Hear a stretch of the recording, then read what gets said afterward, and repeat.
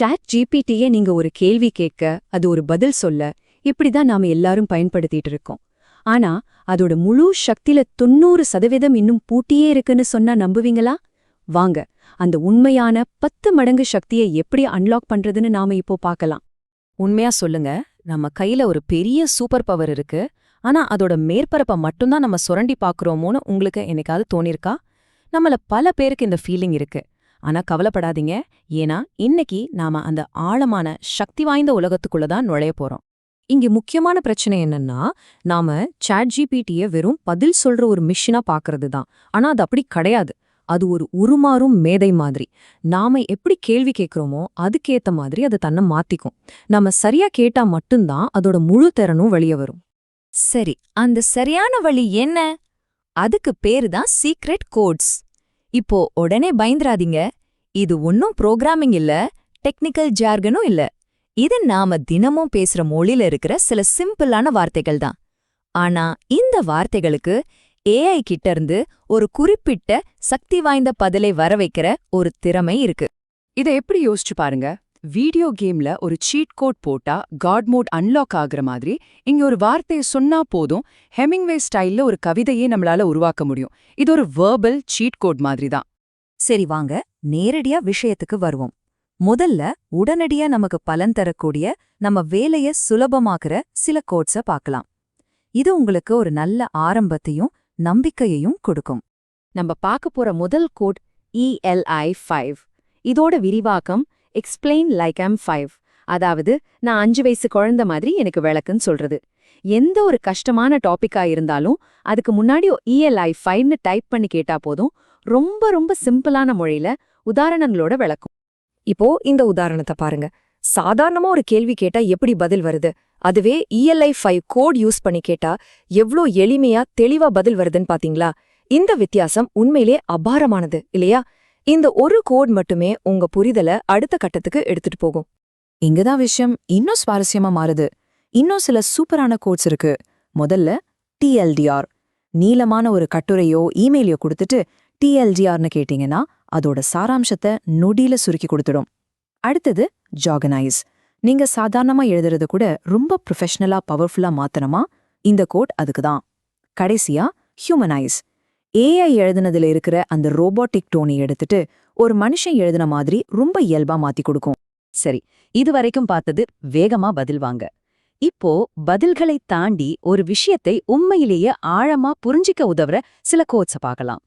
இந்த quotes chat ஜிபிடிய ஒரு பதில் சொல்ற மிஷினா இல்லாம உங்க சொந்த டியூட்டரா மாத்தும்.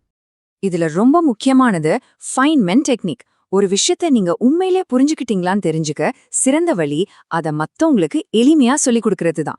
இதுதான் இந்த டெக்னிக்கோட மைய கருத்து. இத நீங்க சாட் ஜிபிடி கூட சேர்ந்து பண்ணலாம். முதல்ல உங்களுக்கு தெரிஞ்ச ஒரு டாபிக்க அதுக்கு டீச் பண்ணுங்க. ரெண்டாவது, உங்க விளக்கத்துல எங்கெல்லாம் புரியாம இருக்கு, எங்கெல்லாம் கேப் இருக்குன்னு அதுவே கண்டுபிடிச்சு சொல்லும். மூணாவது, அந்த கேப்ஸ சரி பண்ண உங்க மொழியை இன்னும் சிம்பிள் ஆக்குங்க. நாலாவது, முழுமையான தெளிவு வர வரைக்கும் திரும்ப திரும்ப இதை செய்யுங்க. இப்படி செஞ்சா அந்த விஷயம் உங்க மனசுல ஆழமா பதிஞ்சிடும். அடுத்தது சாக்ரட்டிக் முறை. இது ரொம்பவே இன்ட்ரெஸ்டிங் ஆனது. சாட் ஜிபிடி கிட்ட ஒரு தலைப்ப சாக்ரட்டிக் முறையில சொல்லிக் கொடுக்க சொல்லுங்க. அது உங்களுக்கு நேரடியா பதில சொல்லவே சொல்லாது. அதுக்கு பதிலா உங்களையே சரியான கேள்விகள் கேட்டு உங்க சிந்தனையை தூண்டி பதில்களை உங்ககிட்ட இருந்தே வர வைக்கும். இது ஒரு இன்டராக்டிவ் கான்வர்சேஷன் மாதிரி உங்க கற்றலை மாற்றும். இன்னொரு சூப்பரான கோட், ரீரைட் லைக். சும்மா இத மாத்தி எழுதுன்னு சொல்றதுக்கு பதிலா ஒரு குறிப்பிட்ட நபரோட ஸ்டைல்ல மாத்தி எழுத சொல்லலாம். உதாரணத்துக்கு, ஒரு கிண்டலான ரெடிட்டர் மாதிரி எழுது, ஸ்டீவ் ஜாப்ஸ் ஒரு ப்ராடக்ட்டை அறிமுகப்படுத்துற மாதிரி எழுது, இல்ல ஒரு புகழ்பெற்ற பிசினஸ் கோச் பேசுற மாதிரி எழுதுன்னு கேட்கலாம். இது உங்க கண்டென்ட்டுக்கு ஒரு தனித்துவமான உயிரை கொடுக்கும். சரி, நாம அடுத்த லெவலுக்கு போறதுக்கு முன்னாடி நம்மள பல பேர் செய்யற ஒரு பொதுவான தப்ப பத்தி தெரிஞ்சுக்கணும். இத சரி செஞ்சாலே போதும், உங்க ரிசல்ட்டோட குவாலிட்டி பல மடங்கு அதிகமாகும். அந்த தப்பு இதுதான். சாட் ஜிபிடி கொடுக்கற முதல் பதிலையே அப்படியே ஏத்துக்கிறது. இதை நாம நிறுத்தணும். நல்ல ஞாபகம் வச்சுக்கோங்க, முதல் டிராஃப்ட்ங்கிறது ஒரு ஆரம்பம் மட்டும்தான். அது ஒருபோதும் ஃபைனல் அவுட்புட் கிடையாது. அதுக்கு ஒரு சூப்பரான கோட் இருக்கு, செல்ஃப் கிரிட்டிக். சாட் ஜிபிடி ஒரு பதில் கொடுத்ததுக்கு அப்புறம் நீ கொடுத்த பதில நீயே ஒரு எக்ஸ்பர்ட் மாதிரி விமர்சனம் செய். அதோட தெளிவு, டோன், அமைப்பு எல்லாத்தையும் இம்ப்ரூவ் பண்ணி ஒரு பெட்டர் வெர்ஷனை கொடுன்னு கேளுங்க. இது ஏஐய அதோட வேலைய மறுபரிசீலனை செய்ய வச்சு உங்களுக்கு இன்னும் சிறப்பான மெருகேற்றப்பட்ட பதில தரும். இப்போ இன்னும் கொஞ்சம் அட்வான்ஸ்டா போலாம். முதல்ல இன்வர்ஸ் ப்ராம்ப்ட். இது ஒரு ரிவர்ஸ் என்ஜினியரிங் மாதிரி. உங்களுக்கு இன்டர்நெட்ல புடிச்ச ஒரு கண்டென்ட்டை காப்பி பேஸ்ட் செஞ்சு இதே மாதிரி ஒரு பதில உருவாக்க என்ன மாதிரி ஒரு ப்ராம்ப்ட் கேட்டிருப்பாங்கன்னு கேளுங்க. இது மூலமா சூப்பரான பதில்களை எப்படி உருவாக்குறதுன்னு நீங்க கத்துக்க முடியும். அடுத்தது டெம்பரேச்சர் கண்ட்ரோல். இது ஏஐயோட கிரியேட்டிவிட்டியை கட்டுப்படுத்த உதவுற ஒரு தெர்மோஸ்டாட் மாதிரி.